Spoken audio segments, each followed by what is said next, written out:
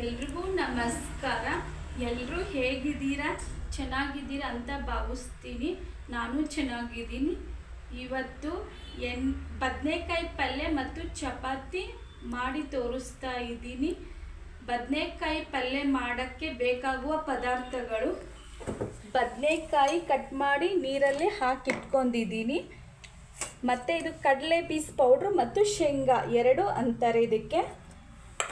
ಮಸಾಲೆ ಖಾರ, ಧನಿಯಾ ಪೌಡರ್, ಸಾಸಿವೆ, ಬೆಲ್ಲ, ಅರಿಶಿನ, ಜೀರಿಗೆ, ಉಪ್ಪು, ಈರುಳ್ಳಿ, ಕರಿಬೇವು, ಕೊತ್ತಂಬರಿ, ಟಮಾಟಿ. ಇವಾಗ ಬದನೆಕಾಯಿ ಪಲ್ಯ ಮಾಡೋಣ ಬನ್ನಿ.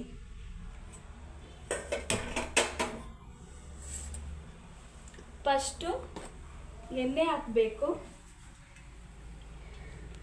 ಬದನೆಕಾಯಿ ನೋಡೋಕ್ಕೆ ಎಷ್ಟು ಚೆನ್ನಾಗಿದೆಯೋ ಅದೇ ರೀತಿ ಅದ್ರ ಪಲ್ಯನೂ ತುಂಬ ಟೇಸ್ಟಿಯಾಗಿರುತ್ತೆ. ಒಂದ್ಸಲ ಟ್ರೈ ಮಾಡಿ ನೋಡಿ. ಇವಾಗ ಎಣ್ಣೆ ಕಾದಿದೆ. ಸ್ವಲ್ಪ ಸಾಸಿವೆ, ಸ್ವಲ್ಪ ಜೀರಿಗೆ, ಇವಾಗ ಕರಿಬೇವು ಸ್ವಲ್ಪ,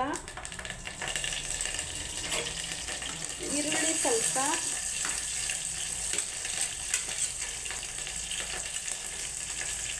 ಟೊಮಾಟೊ,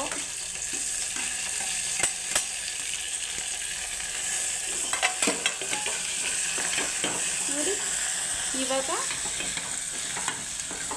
ಚೆನ್ನಾಗಿ ರೋಸ್ಟ್ ಮಾಡಬೇಕು.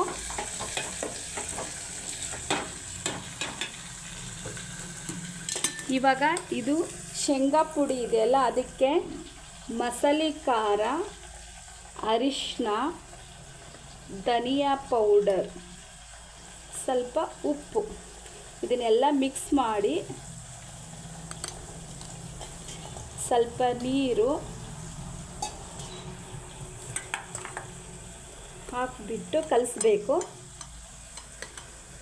ಇವಾಗ ಇದು ಮಸಾಲೆ ಬದನೆಕಾಯಿ ಇದೆಯಲ್ಲ, ಅದಕ್ಕೆ ಅದರೊಳಗೆ ಫಿಲಪ್ ಮಾಡಬೇಕು, ತುಂಬಬೇಕು. ನೋಡಿ ಈ ಥರ ಬದನೆಕಾಯಿ ಇದೆಯಲ್ಲ,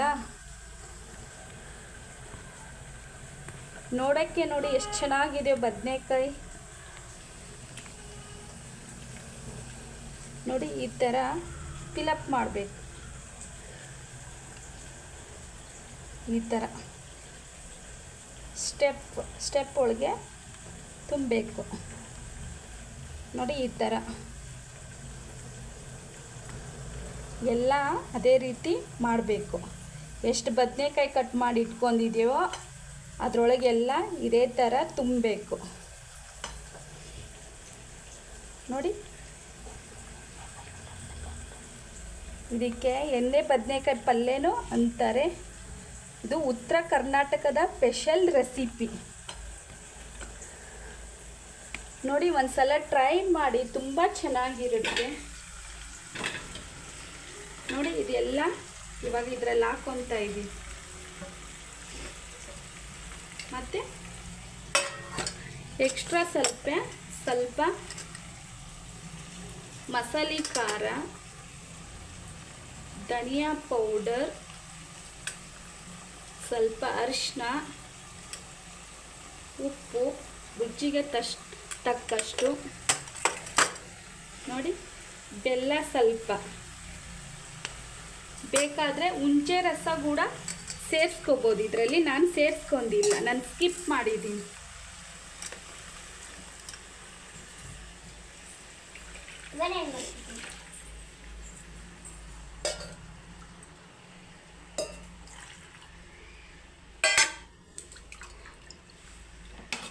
ನೋಡಿ ಇವಾಗ ಬದನೆಕಾಯಿ ಪಲ್ಯ ಒಂದು 10 ನಿಮಿಷ ಕುದಿಸ್ಬೇಕು ಚೆನ್ನಾಗಿ. ತುಂಬ ಚೆನ್ನಾಗಿರುತ್ತೆ. ನೋಡಿ ಫ್ರೆಂಡ್ಸ್, ಒಂದ್ಸಲ ಟ್ರೈ ಮಾಡಿ. ಯಾರಾದರೂ ಊರಿಗೆ ಹೋಗ್ತಾರಲ್ಲ, ಉತ್ತರ ಕರ್ನಾಟಕದಲ್ಲಿ ಬೇರೆ ಊರಿಗೆ ಹೋಗ್ಬೇಕಂದ್ರೆ ಚಪಾತಿ ಮತ್ತು ಬದನೆಕಾಯಿ ಪಲ್ಯ ಬುತ್ತಿ ಮಾಡ್ಕೊಂಡು ಹೋಗ್ತಾರೆ. ತುಂಬ ಚೆನ್ನಾಗಿರುತ್ತೆ. ನೋಡಿ ಒಂದ್ಸಲ ಟ್ರೈ ಮಾಡಿ ನೋಡಿ. ಇವಾಗ ಕೊತ್ತಂಬರಿ ಹಾಕ್ತಾ ಇದ್ದೀನಿ.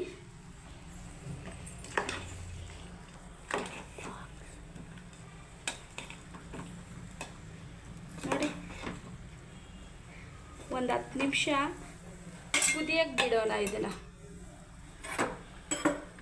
ಇವಾಗ ಚಪಾತಿ ಮಾಡೋಣ ಬನ್ನಿ.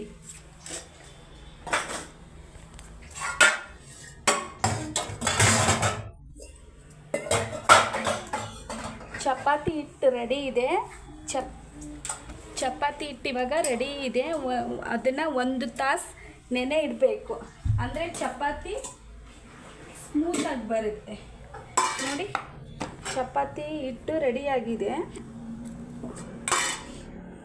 1 ಗಂಟೆ ನೆನೆಸಿಕ್ಕೋಬೇಕು ಇದನ್ನು, ಅಂದರೆ ಚಪಾತಿ ಸಾಫ್ಟಾಗಿ ಬರುತ್ತೆ.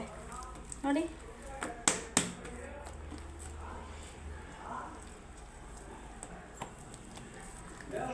ನೋಡಿ ಹೆಂಗಿದೆ ಹಿಟ್ಟು.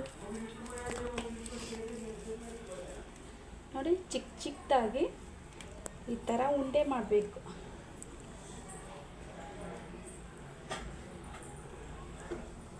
ಈ ಇಡುವೆ ನಿಮಗೆ ಇಷ್ಟವಾದರೆ ಲೈಕ್ ಮಾಡಿ, ಸಬ್ಸ್ಕ್ರೈಬ್ ಮಾಡಿ, ಕಮೆಂಟ್ ಮಾಡಿ, ಶೇರ್ ಮಾಡಿ ಪ್ಲೀಸ್.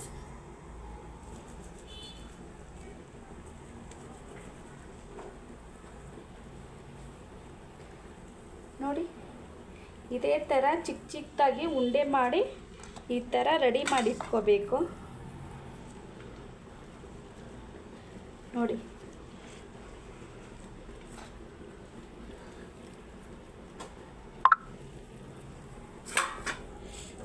ನೋಡಿ ಇದೇ ಥರ ಎಲ್ಲನೂ ರೆಡಿ ಮಾಡಿ ಇಟ್ಕೋಬೇಕು.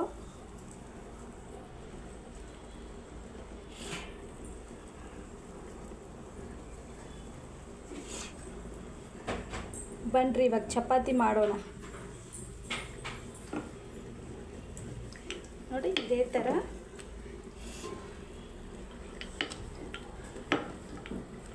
ಇದಕ್ಕೆ ಸ್ವಲ್ಪ ಎಣ್ಣೆ ಹಿಂಗೆ ಹಚ್ಬಿಟ್ಟು 2 ಫೋಲ್ಡ್ ಮಾಡಬೇಕು. ಮಾಡಿಬಿಟ್ಟು ಸ್ವಲ್ಪ ಹಿಟ್ಟು ಹಾಕಿ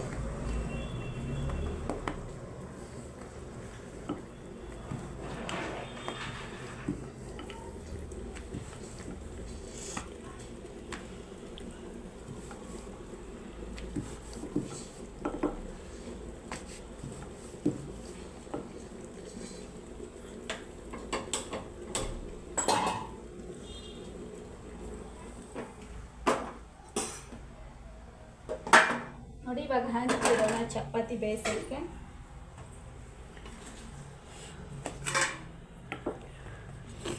ಚಪಾತಿ ತಿನ್ನೋಕ್ಕೆ ತುಂಬ ಸ್ಮೂತಾಗಿರುತ್ತೆ. ನೋಡಿ, ಒಂದ್ಸಲ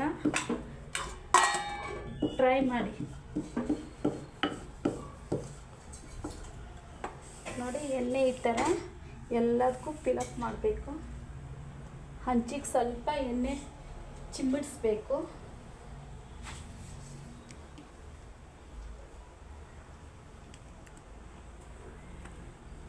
ನೋಡಿ, ಈ ಥರ ಚಪಾತಿ ರೆಡಿಯಾಗಿದೆ.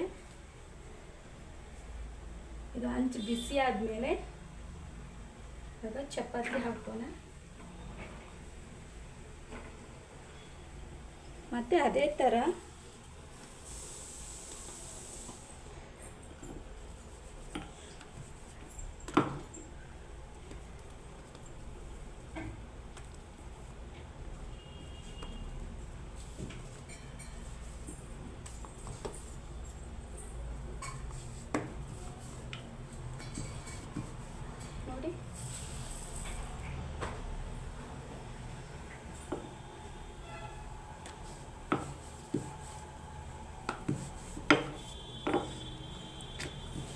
ನೋಡಿ, ಇದೇ ಥರ ಚಪಾತಿ ಲಟ್ಟಿಸ್ಬೇಕು.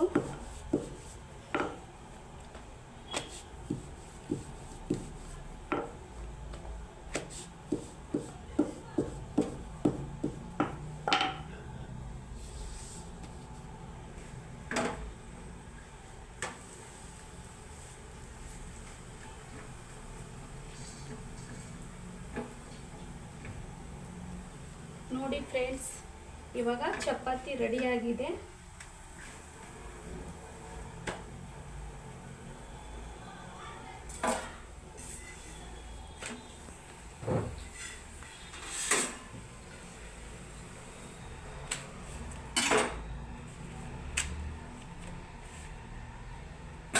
ಈ ಕಡೆ ಬದನೆಕಾಯಿ ಪಲ್ಯ ಕುದೀತಾ ಇದೆ, ಈ ಕಡೆ ಚಪಾತಿ ರೆಡಿ ಆಗ್ತಾ ಇದೆ.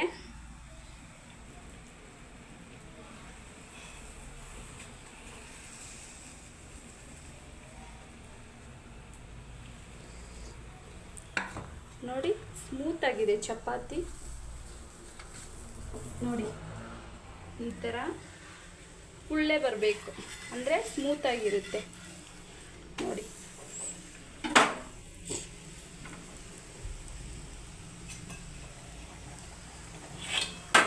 ನೋಡಿ ಈ ಕಡೆ ಬದನೆಕಾಯಿ ಪಲ್ಯ ಕುದೀತಾ ಇದೆ.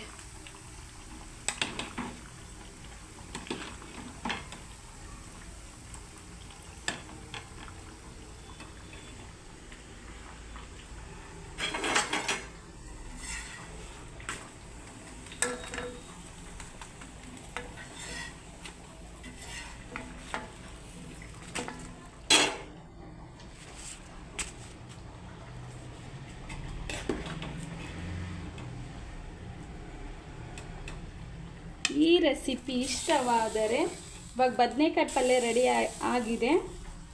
ಇವಾಗ ಈ ರೆಸಿಪಿ ಇಷ್ಟವಾದರೆ ಲೈಕ್ ಮಾಡಿ, ಸಬ್ಸ್ಕ್ರೈಬ್ ಮಾಡಿ, ಕಮೆಂಟ್ ಮಾಡಿ, ಶೇರ್ ಮಾಡಿ ಪ್ಲೀಸ್.